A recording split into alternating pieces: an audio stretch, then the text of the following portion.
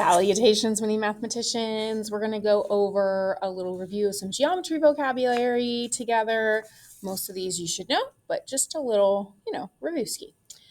Thanks for joining us today. 6.0a, Review Geometry Vocab. Note that not all the terms are going to have a symbolic name, just some of them are. So the first term we're going to go over is a point. So a point is a location in space. It has no size. It has no length, has no width. It's just a point. Symbolic name, we could call it like point A. And there's an example. If you had a point, you would label it. Typically, we use capital letters. The next is collinear. So it has that word linear in there that we've been working with. Collinear points, you probably have an idea. It's 3 or more points that lie on a single straight line. There's no symbolic name for that, and we just show that with a line. Notice there's arrows on each side, and we're going to label points, 3 or more that are on the same line. And then non-collinear is just the opposite. It's points that do not lie in the same line. There's no symbolic name, and just, A, B, C, they don't all lie on the same line. I can draw a line between any 2 points, but I can't have one line for all 3. Our next word is line segment. So it's just a segment. So it's a part of a line and it has 2 endpoints. You notice PQ or QP represents the length of this line. So PQ, notice they have endpoints. They don't have arrows. It's just that segment. It's finite. A midpoint is a point that is in the middle of a line segment. So these marks just mean that they're congruent segments or equidistant from each other. So we say point B, so that's how we show the symbolic name. We just say point B, so that would be the midpoint. Point B is our midpoint there. Our next term is ray. Think about this like a ray of sunshine. It's a part of a line with exactly 1 midpoint, and it is named by the first endpoint. So we have exactly 1 endpoint. Did I say midpoint? That's weird. ED, notice there's the ray, goes from E to D.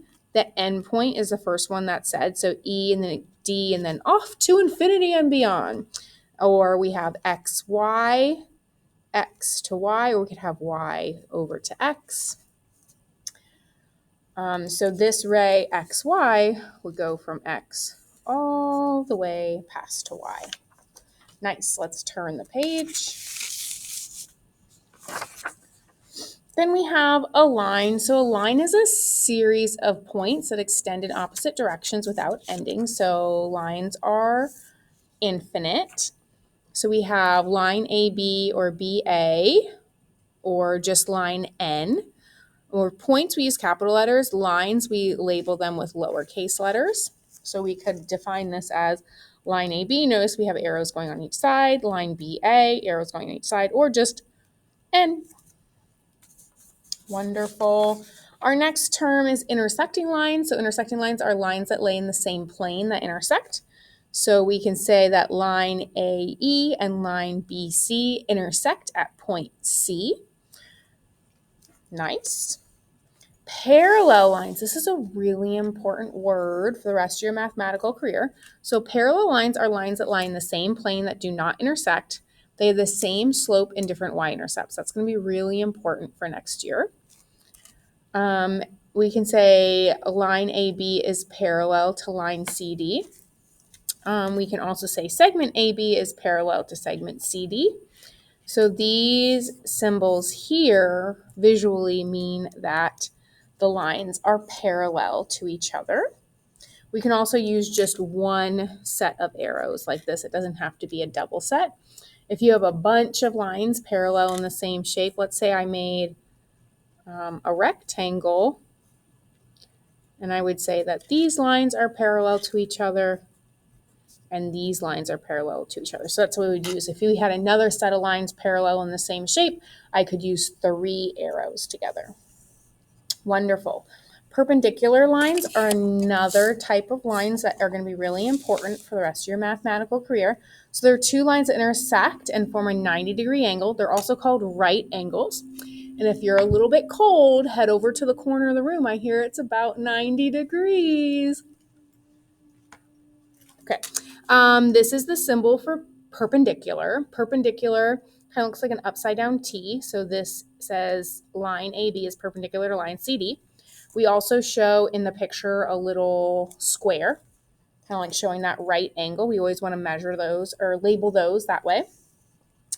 We have skew lines. So skew lines are going to be lines which lie in different planes but never intersect. So if we had this line here, notice it's in the plane with EGHF.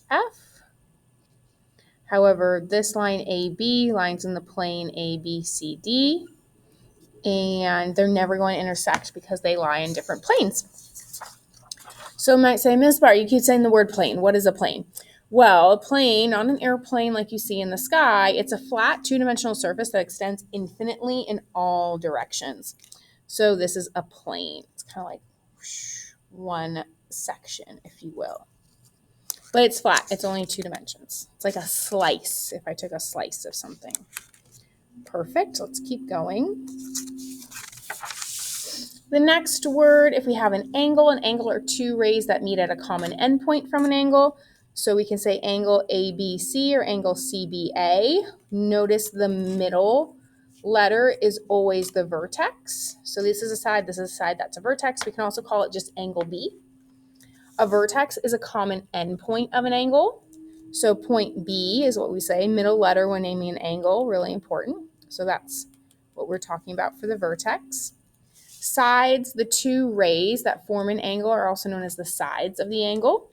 So AB and BC are sides. Notice they're segments or rays. They're rays. Acute angle. Oh, it's so cute. So cute. An angle that measures between 0 and 90 degrees. So this would be an acute angle. Notice because that's 90 degrees with my little square. So it's less than 90. So it's acute. Obtuse. Obtuse angles are angles that measure between 90 and 180 degrees. So you can see that this is an obtuse angle.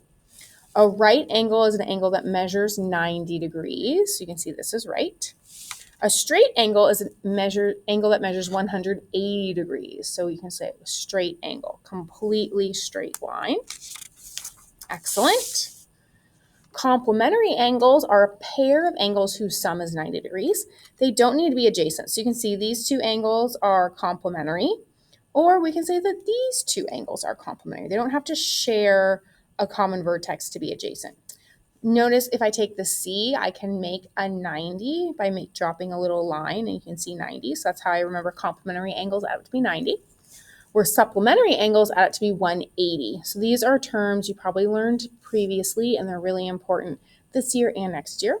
So supplementary is a pair of angles whose sum is 180. And again, they don't have to be adjacent. They don't have to share a common vertex. They can be just separate from each other. Adjacent angles, you might hear me saying that a lot. Angles share a vertex and a side. So if you take a look, it says ABC. So ABC, this angle, and CBD are adjacent. They share the vertex B, and they share a common ray, which is ray C, BC. Perfect. Where angle EBA and angle CBD are not adjacent. Although they share a common vertex, they don't have a common side or ray. A protractor is a tool that you're going to be using to measure angles. And congruent means equal in size and shape. We use this symbol to mean congruent. I also say cookie cutters. They're congruent, right? If you cookie cutter the same cookies. So congruent, we have CB is congruent with YZ. AB is congruent with YX. And CA is congruent with ZX. You can tell because of the congruent marks. So congruency marks are tick marks on the sides or angles that have the same measure. So we can also use that same idea with angles. So angle A is congruent with angle X, Angle B is congruent with angle Y, and angle C is congruent with angle Z. So again, just showing the same angle measure or length measure there. Nice. Taking a look at the next ones. Congruent angles also have the same measure. That's the symbol for congruent. So angle A is congruent to angle O. Congruent segments have the same measure. Again, we're using the congruent symbol, and there's the marks. A polygon is a two-dimensional shape formed by a minimum of 3 straight lines, and it's closed. So those are all different polygons, and you probably know a lot of names for polygons: quadrilateral, triangle, rectangle. Is a circle a polygon? No, because it doesn't have straight line segments. A regular polygon is a polygon that all the sides and angles are congruent. So notice this is a regular hexagon. It has 6 sides. 5 sided is a pentagon. My bad. And you notice that each side is congruent and each angle is congruent. All the angles add up to be something too, you might notice. A triangle is a polygon with 3 sides. So really important triangle, and we're going to learn about what angles in a triangle add up to be. Almost done. An acute triangle, so we're going to add our vocab that we were talking about. An acute triangle, all angles have to be acute, so all of them are less than 90. An obtuse just has to have one angle that's over 90 degrees. And a right triangle just has to have one angle that's a right angle, which is equal to 90 degrees. So a scalene, they're all different scales. A triangle with no congruent sides. An isosceles triangle, like one side is isolated. The triangle has 2 congruent sides, so one side is isolated, one side's different. These 2 are congruent, this one's different, so it's isosceles. Equilateral is a triangle with all 3 congruent sides, so all sides are equal, which also means all the angles are going to be equal too. A quadrilateral is a polygon with 4 sides, so these are quadrilaterals. It doesn't just have to be a rectangle or a square, and we just use this symbol, which means quadrilateral ABCD.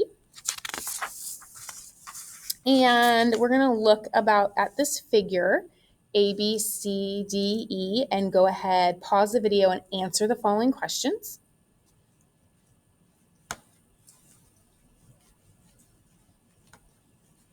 Okay, let's go over our answers. How many different line segments can you see? Well, I can name 10 of them. Note that segment AB is the same as BA, so I listed them here. How many different line segments have B as one endpoint? 4 of them. How many different rays appear in the figure? Note that ray AE and ray EA are different rays. They have different endpoints. So we can use A and E as infinite endpoints because from there they go on forever. So we're going to have AE, BE, CE, DE, EA, DA, CA, BA. 8 of them. How many different rays have C as their initial point? CA and CE. And then we're going to name the line AE in 9 other ways. So line AE, we could also have, these should all have arrows on them, huh? Because if they go on forever,